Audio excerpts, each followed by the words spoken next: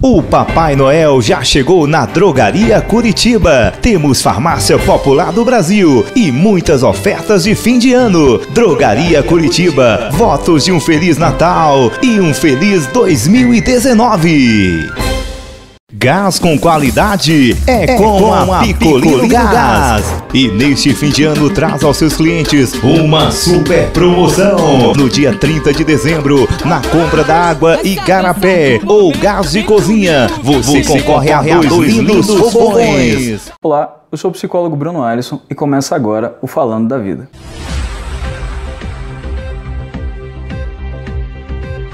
O tema do nosso quadro de hoje é transtorno por uso de álcool, também conhecido como alcoolismo. Mas antes de entrar no nosso tema propriamente dito, eu gostaria de contar um pouco do nosso histórico. Quando eu digo nosso histórico, a história do Brasil em relação ao consumo da bebida alcoólica. O álcool em si, ele não é uma bebida derivada do Brasil. Ele foi trazido para o Brasil através dos europeus, na época da nossa colonização. E os primeiros consumidores, digamos assim, do álcool de maneira abusiva foram os escravos, porque eles destilavam o álcool para poder fabricar o açúcar e para poder amenizar as suas dores, para poder lidar com aquele sofrimento que era a lida do trabalho escravo, eles acabam bebendo de maneira muito abusiva. Hoje em dia, cada um de nós se relaciona com o álcool à sua maneira. Existem pessoas que bebem para poder esquecer os problemas, existem pessoas que bebem para poder ficar um pouco mais corajosos, né? Entre outras coisas, é um encorajante líquido, como a gente costuma usar esse termo. Mas a grande questão é, se cada um de nós faz o uso e o consumo do álcool de a sua própria maneira, dentro da sua subjetividade, cada um de nós também procura no álcool uma característica específica. Algumas pessoas vão suprir alguma dor, alguma necessidade, ou até mesmo afogar as mágoas, como é muito comum falar. Então eu vou beber para esquecer os problemas, eu vou beber para afogar as mágoas e dentre outras coisas. E dentre os jovens é muito comum a gente perceber esse consumo de álcool no início da adolescência para poder criar coragem para fazer algumas outras coisas. Então hoje, socialmente falando, usar o álcool é algo que é bonitinho. Então todas as pessoas bebem, todas as pessoas fazem o consumo de álcool de alguma maneira. Agora nós vamos falar um pouco de como esse consumo do álcool começa a se tornar problemático na vida de um sujeito.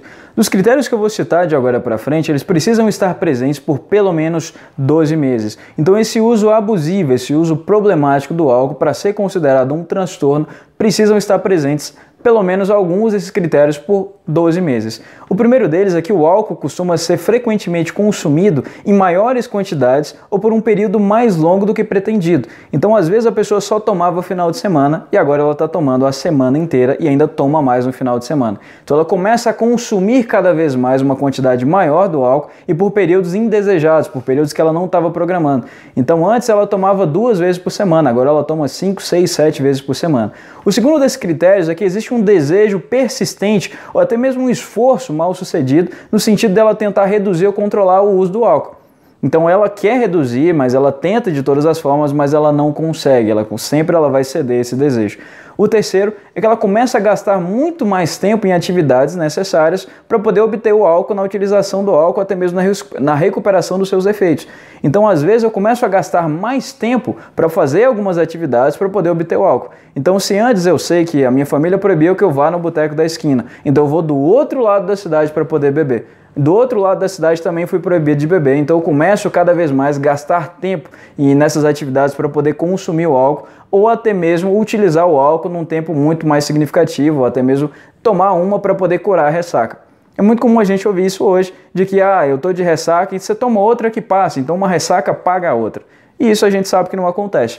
O quarto desses sintomas seria uma fissura, um forte desejo, uma necessidade de usar o álcool. Então, se a pessoa começa a desenvolver esse desejo muito intenso, ela não consegue mais viver sem o álcool. É como se a vida dela girasse em torno do álcool. Então, ela precisa de todas as formas. Isso começa a trazer alguns prejuízos físicos. A gente vai perceber algumas alterações, não só no comportamento, mas também na fisionomia, na fisiologia do corpo. Então, essa pessoa começa também a trazer esses prejuízos para o seu próprio corpo.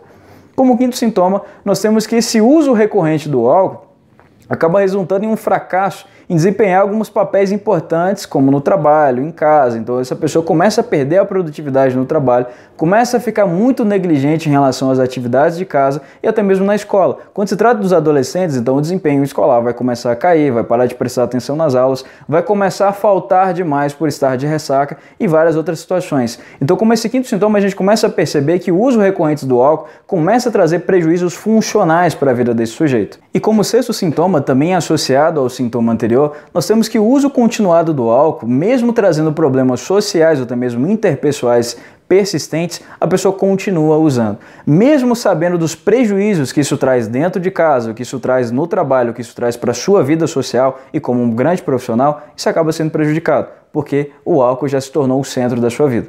Como sétimo sintoma, nós temos que atividades importantes, atividades sociais, atividades profissionais ou até mesmo recreativas são abandonadas ou reduzidas em virtude do álcool. Então, se antes eu jogava futebol no final de semana, assim, jogava futebol 2, 3 vezes por semana, agora eu passo a não mais jogar futebol e começar a consumir cada vez mais álcool. Então, essas atividades começam a ficar sendo prejudicadas em prol do álcool. Como oitavo sintoma, nós temos que o uso recorrente do álcool em situações nas quais isso apresenta algum perigo para a integridade física dessa pessoa.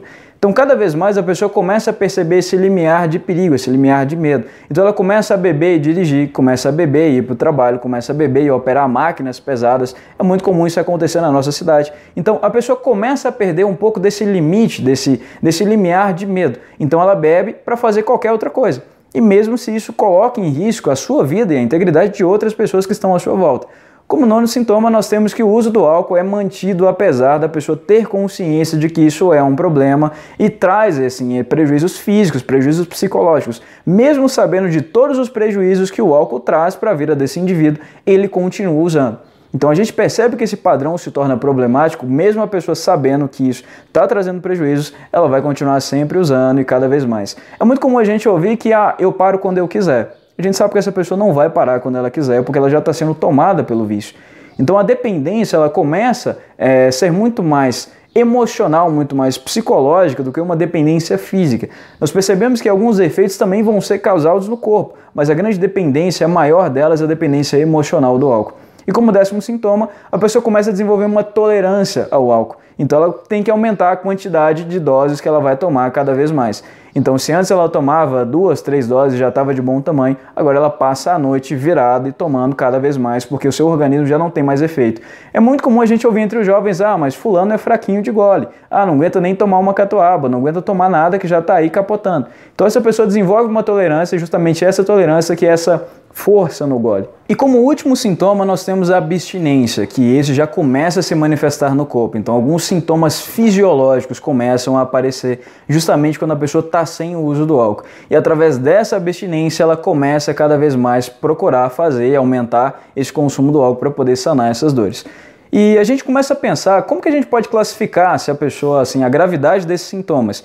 Se a pessoa tiver a presença de 2 ou 3 sintomas, os que eu citei anteriormente, ela tem um leve grau de transtorno por uso do álcool. Se ela tiver 4 ou 5 sintomas, ela está no nível moderado.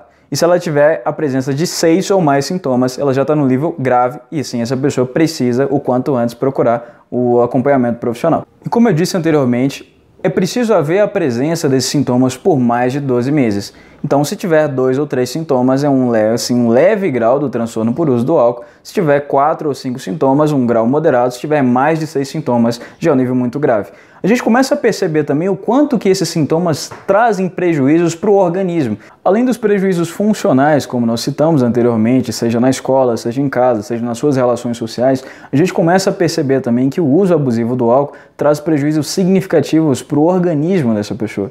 Então ela começa a desenvolver algumas gastrites, úlceras e até mesmo cirrose hepática ou pancreatite. Além disso, assim, tem um grande aumento, a pessoa que faz o consumo do álcool tem um índice mais alto de câncer de estômago e câncer de esôfago e para além disso, nós temos também os quadros de hipertensão e problemas do coração.